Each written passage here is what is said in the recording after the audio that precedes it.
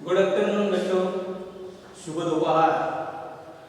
तो पिछली ताशिका को हमने क्या शुरू किया था, एक उलझन नाम की अच्छी सी पोएम हम पढ़ रहे थे, ठीक है ना? याद है आपको सबको? हाँ, ये पोएम किस आधार पर है?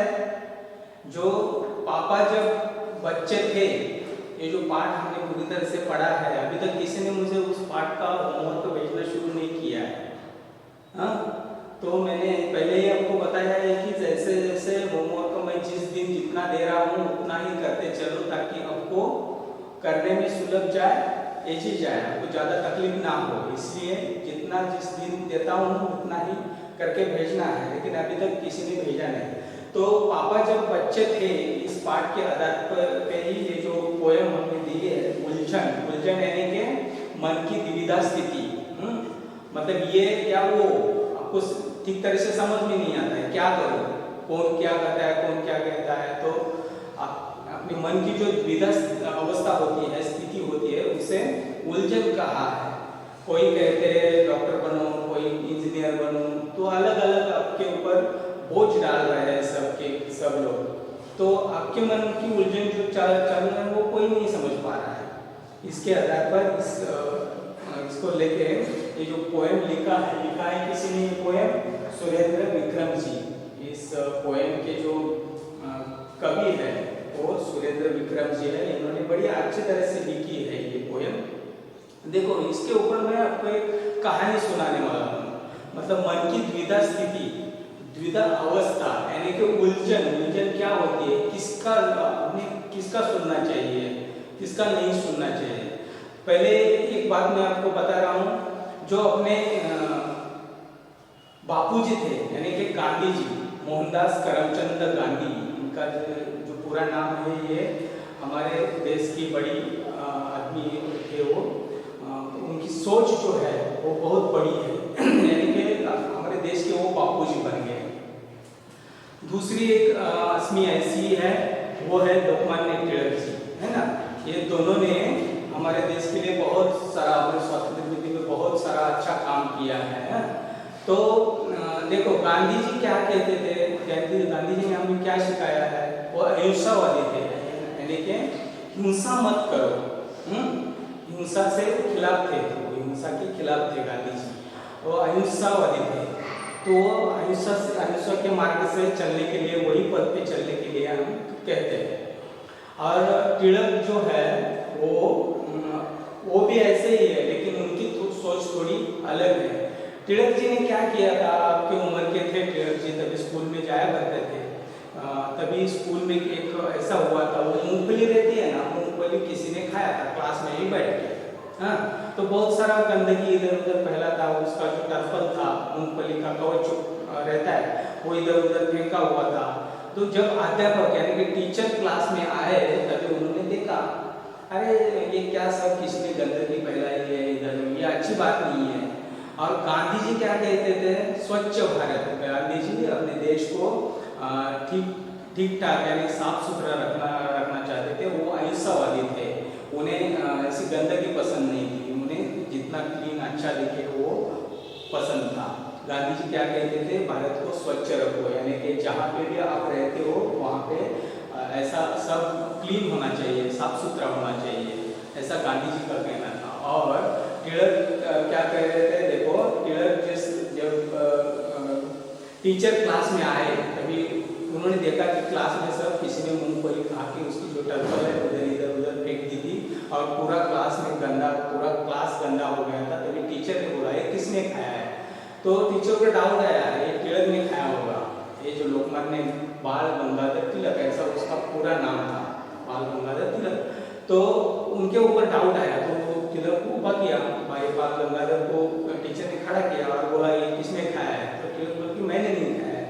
नहीं तूने ही खाया है। उनके ऊपर थोड़ा सा जोर देके इल्जाम लगाया कि तुमने ही खाया है, तो तुम ये पूरा साफ करो। तभी तिलक ने कहा था, मैं खाया नहीं तो मैं उठाऊंगा नहीं, मैं मूंगफली खाई नहीं तो मैं ये कचरा नहीं उठाऊंगा। उनका ये मानना था। वो बोले थे, मैं किया नहीं, वो मैं नहीं निकालूंगा। गंदगी मैंने पहले किया, मैंने किया है क्या? तो नहीं किया है, तो मैं नहीं निकालूंगा। और गांधी जी क्या कहते थे? स्वच्छ भारत रखो, तो आप किसकी सुनोगे? दोनों भी अच्छे आदमी हैं, दोनों की भी सोच अच्छी है, तो इसमें अपनी मन की क्या होती है, द्विधा स्थिति होती है, यानी कि उलझन में पड़ जाते हैं। ऐसी एक कहानी है, एक बेटा और एक बाप और एक पुत्र, उनका दोनों बाप बेटे अपने गधे को लेके रास्ते से जा रहे थे, बाजार जा रहे थे सामान लाने। हाँ, सामान लाने के वो बाजार जा रहे थे। तभी क्या होता है, दोनों भी ये तीनों भी एक साथ चल रहे हैं, यानी कि शुरू में गधे को लेके वो बाप और बेटा चल रहे थे। बाप आगे था, बेटा पीछे से उसको हाँक रहा था गधे को, और चल रहे थे। तो रास्ते में एक गांव लगता है, उस गांव के शुरुआत में एक आदमी उनको मिलता है, मतलब पानी भरने का वो कुआं था उधर, पानी के ऊपर बहुत सारे लोग थे, लेकिन एक आदमी उसमें से उन्हें कहता है, देखो अरे ऐसे कैसे, तुम्हारे पास तो इतना तंदुरुस्त गधा है और तुम दोनों पैदल जा रहे हो, कोई तो उस गधे पे बैठो। ऐसा ये बात सुन के वो उसमें से बाप क्या बोलता है, बेटे के लिए बोलता है, तू चल के थक गया होगा, गधे पे बैठ। तो बेटा गधे पे बैठता, बाप उसका रस्सी पकड़ के चलना चालू करता है। थोड़ा आगे जाते हैं तो उन्हें और कई लोग मिलते हैं, वो भी उनके ऊपर हंसते हैं और बोलते हैं, देखो इतना यंग बेटा है, ये तरुण बेटा है, जवान बेटा है, और वो खुद गधे पे बैठा है और बूढ़ा बाप चल रहा है। अरे ये कोई शोभा नहीं देता है। बेटे को बोलते हैं, तुझे ये शोभा नहीं देता है, तू जवान है, तू चलना चाहिए। बूढ़े बाप को गधे पे बैठा, तो क्या करता है बेटा, हाँ ये बात सही है करके उसको नीचे, खुद नीचे उतरता है, खुद चलना चालू करता है, बाप को गधे पे बिठाता है। थोड़ा आगे जाके फिर वही बात बाप को बोलते हैं, अरे तुम कैसे बाप हो, इतने मासूम सा बच्चा है ये, उसको तुम पैदल लेके जा रहे हो और तुम खुद गधे पे बैठे हो, ये ठीक बात नहीं है। तो बाप सोचता है, अरे ये बात भी ठीक है, बच्चों को कितना तकलीफ दे, तू उतर जा। मैं फिर बाप उतरता है और बेटा फिर से गधे पे बैठता है। तो आगे जाके वही बात, तो ये इनकी मन की जो उलझन चालू होती है, अरे कौन क्या कर रहा है, कौन क्या कर रहा है। कभी बाप बैठा तो बाप को बोलते हैं, तुम कैसे बाप हो, इतने छोटे बच्चे को पैदल चला रहे हो। बेटा बैठा तो बेटे को बोलते हो, तुम जवान हो, बूढ़े बाप को पैदल चलाने के लिए कह रहे हो। तो उन दोनों के मन की उलझन चालू है, क्या करें। तो वो क्या सोचते हैं, बाद में जाके वो गधे को ही एक लकड़ी को बांधते हैं ऐसे, पैर उसके उल्टे करते हैं ऐसे, और उल्टा गधे को बांध के खुद ही गधे को उठा के चलना चालू करते हैं। तो गधा तो 4 पैर पे चलने वाला जानवर है, वो ऐसा उल्टा लटक के परेशान होता है। बाद में जाके वो अपना शरीर हिलाना चालू करता है, पूरा जोर जोर से आवाज करना चालू करता है। तो वो चल रहे थे कहाँ पे, एक नदी की पे छोटा ब्रिज था, वो ब्रिज पे से चल रहे थे, और वहां जाके वो पानी देख के, नदी का पानी देख के वो गधे का सर घूम गया और वो जोर जोर से हिलने लगा। तो इनको वो कंट्रोल करने नहीं आया और तीनों की तीनों जाके नदी में गिर गए। हाँ, गधे के साथ गिर गए। वो देखो, वो जन का सब लोग का सुन रहे थे, इसके वास्ते इनका ये हालत हुआ। मतलब उन्होंने अपनी मन की कुछ सोची नहीं, ये सबका सुन रहे, जो लोग कह रहे हैं उनका सुनते आ रहे हैं, इसलिए उनके मन की क्या हो गई, उलझन में पड़ गए। वो किसकी सुने, क्या करे, और उसकी मन की कभी उन्होंने सोचा ही नहीं। इसलिए आखिर में हुआ क्या, तीनों की तीनों पानी में डूब गए। हाँ, बाद में वो तैरते तैरते दोनों ऊपर आए, गधा मर गया उनका पानी में। वो पहले से ही थक गया था, तो पानी में डूब के मर गया। तो उन्होंने वहाँ पे गधे को खो दिया। तो सबका सुन के ये भी हाल होता है अपना। तो इस पोएम में क्या आपने को बताया है कि द्विधा मन की अपनी द्विधा अवस्था में मत जाओ, आपकी उलझन ज़्यादा नहीं होनी चाहिए, तो आपके मन की भी किसी ने सुननी चाहिए। तो देखो ये पोएम कैसे, कहीं पिछले पार्ट को मैंने इस पूरा आपको पढ़ के बताई थी। पापा कहते बनो डॉक्टर, पापा क्या कहते हैं, पापा कहते बनो डॉक्टर, माँ कहती इंजीनियर, भैया कहते इससे अच्छा सीखो तुम कंप्यूटर, चाचा कहते बनो प्रोफेसर, चाची कहती अफसर, दीदी कहती आगे चलकर बनना तुम्हें कलेक्टर, बाबा कहते फौज में जाकर जग में नाम कमाओ, दीदी कहती घर में रहकर ही उद्योग लगाओ। सबकी अलग अलग अभिलाषा, सबका अपना नाता, लेकिन मेरी की अभी उलझन कोई समझ नहीं पाता। सब अपने ऊपर बोझ डाल रहे हैं, तुम ये बनो वो बनो, लेकिन तुम्हारे मन की या अपने मन की कोई नहीं सोच रहा है यहाँ पे। यही इस पोएम से आपको सीख मिलती है। तो ये पोएम लिखी किसने है? सुरेंद्र विक्रम जी ने। तो इससे पहले पीरियड में मैंने आपको पूरी तरह से बताया है कि डॉक्टर क्या होता है। जो हम बीमार होते हैं तो हमें दवा दे के हमारी मतलब देखता है हमें और हमें ठीक ठाक बनाते हैं, उन्हें डॉक्टर कहते हैं। डॉक्टर तो आपको मालूम नहीं, इंजीनियर जो घर का काम करते हैं, बिल्डिंग रास्ते बनाते हैं, उन्हें इंजीनियर कहते हैं। कंप्यूटर वाला क्या, अभी तो विज्ञान युग चल रहा है, कंप्यूटर पे अपने को सीखने की जरूरत है। फिर अभी तो लॉकडाउन में हम हमारा जो पढ़ाई चल रहा है वो कैसे चल रहा है, कंप्यूटर या मोबाइल पे चल रहा है। तो कंप्यूटर मोबाइल की भी जरूरत है, वो भी सीखना चाहिए। ये सब सीखना चाहिए, लेकिन एक अकेला आदमी क्या क्या कर पाएगा? तो एक ही कुछ पकड़ के उसमें तुम मास्टर बन सकते हो, वो आपने खुद सोचना है, सबकी सुन के चलेगा नहीं। इसलिए मैंने वो गधे और बाप बेटी की कहानी आपको सुनाई। चाचा कहते बनो प्रोफेसर। अभी प्रोफेसर क्या होता है? जो स्कूल में पढ़ाते हैं वो टीचर होते हैं, अध्यापक होते हैं। और जो कॉलेज में पढ़ाते हैं बड़े लोग के, तुम कॉलेज में जाओगे 12th के आगे, तो वो जो पढ़ाने वाले होते हैं उन्हें प्रोफेसर कहा जाता है। चाची कहती अफसर। अफसर यानी कि बड़े बड़े ऑफिस में बड़े पोस्ट पे जो लोग रहते हैं वो टाई कोट पहन के आते हैं, उनकी पोस्ट भी अच्छी रहती है और उनके हाथ के नीचे बहुत सारे लोग काम करते हैं, उन्हें अफसर कहते हैं। दीदी कहते आगे चलकर बनना तुम्हें कलेक्टर। और कलेक्टर क्या होता है? मैंने पिछली तारीखों को आपको पूरी तरह से बताया था। कलेक्टर के ऊपर मैंने बहुत सारा कुछ लेक्चर दिया था आपको। कलेक्टर होता है जिला अधिकारी, जो अपना कोल्हापुर जिला है, उसमें वो छोटे छोटे डिस्ट्रिक्ट्स है, जैसे कि गढ़ीगंज है, गारगोटी है, चंडगढ़ है, ऐसे डिस्ट्रिक्ट है। उसमें छोटे छोटे गांव है, गांव में ग्राम पंचायत है। तो लोगों की सुविधा जो करते हैं, अभी सुविधा है कि क्या अपने को ठीक तरह से अच्छा तरह से पानी मिल रहा है क्या नहीं, पीने के लिए स्वच्छ अच्छा पानी मिल रहा है कि नहीं, हर गांव में स्कूल है क्या नहीं, हर गांव में रास्ते बन गए कि नहीं, इलेक्ट्रिकल पावर पहुंची कि नहीं। ये जो सुविधा है इसको पहुंचाने का काम या इस गांव में क्या जरूरत है वो देखने का काम कौन करते हैं? कलेक्टर करते हैं। तो आगे चलो। बाबा कहते हैं फौज में जाकर जग में नाम कमाओ। और जो अपने देश की जो रक्षा करते हैं बॉर्डर पे खड़े रह के, वो फौजी लोग हैं, उनके इसीलिए वो है, इसलिए हम रात को ठीक तरह से सोते हैं। तो फौजी अफसर भी बनने का कौन बोल रहे हैं? बाबा कह रहे हैं कि तुम फौजी अफसर बनो।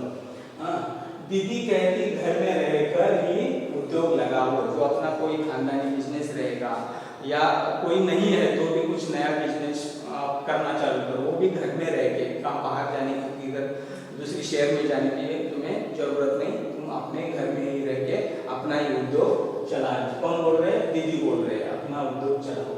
सबकी अलग अलग अभिलाषा, सब अलग अलग सोच रहे हैं। वो किसके लिए सोच रहे हैं? आपके लिए सोच रहे हैं। तुम बड़े होके ये बनो, बड़े होके वो बनो, सब आपके ऊपर अपनी मर्जी डाल रहे हैं।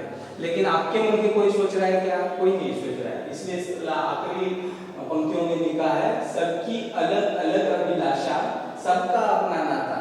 सब अलग अलग बोल रहे हैं लेकिन सबके साथ अपना अलग अलग नाता भी है। आपकी दीदी है, भाई है, माँ है, बाप है, दादा है, दादी है, वो सब अलग अलग बोल रहे हैं और उनके साथ आपका अलग अलग नाता भी है। तो आपको उन सबकी सुननी भी है, लेकिन करना क्या है? आपका मन जो चाहता है, आपका दिल जो चाहता है, वही आपको करना है। इसलिए मैंने वो आपके वो जो गधा और दो बाप और बेटे की कहानी इसलिए सुनाई कि सबका सुन लो, तुम सुनना जरूरी है, लेकिन आपको जो आपके मन को जो भाता है, आपके मन को जो अच्छा लगता है, आपकी दिल जो चाहता है वही आप करो। लेकिन मेरे मन की उलझन मतलब द्विधा स्थिति, मन की द्विधा स्थिति जो होती है, ये करो या वो करो, वो कोई नहीं समझ पा रहा है। इसलिए हमने जो आमिर खान एक्टर है, हीरो है, अभिनेता, उन्होंने एक मूवी में एक मूवी में बोला है, देखो एक गाना, कौन सा एक मूवी है याद नहीं आ रहा है, लेकिन पापा कहते हैं, वो गाना आपको याद है? पापा कहते हैं बड़ा नाम करेगा,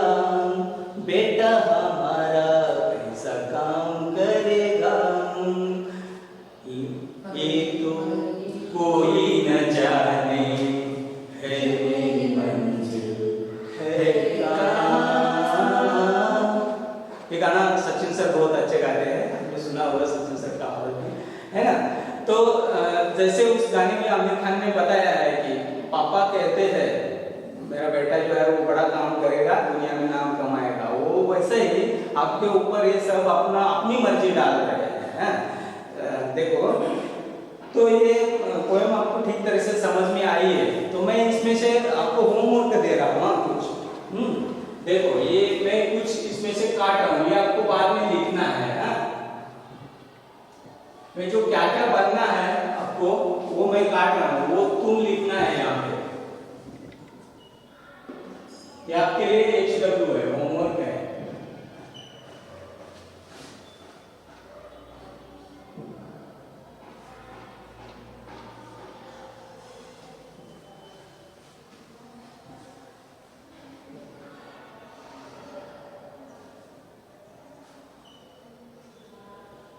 वीडियो पॉज करके तुम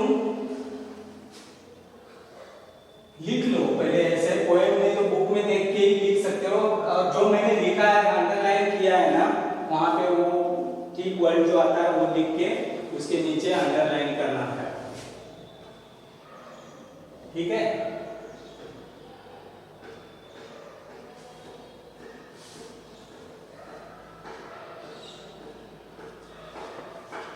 इस पोएम के जो कवि है वो कौन है? सुरेंद्र विक्रम जी है। हाँ, तो आपके लिए आज के लिए ये होमवर्क है। आप ठीक से चाहे तो वीडियो पॉज करके लिख लो, बाद में जिनके आपके पास बुक भी है, बुक में भी देख के लिख सकते हो, लेकिन जो पापा कहते बनो डॉक्टर, डॉक्टर के नीचे अंडरलाइन होना चाहिए। माँ कहती क्या, बोलते जाओ, माँ कहती इंजीनियर, तो वो यहाँ पे वर्ड लिख के इसके नीचे अंडरलाइन करना है।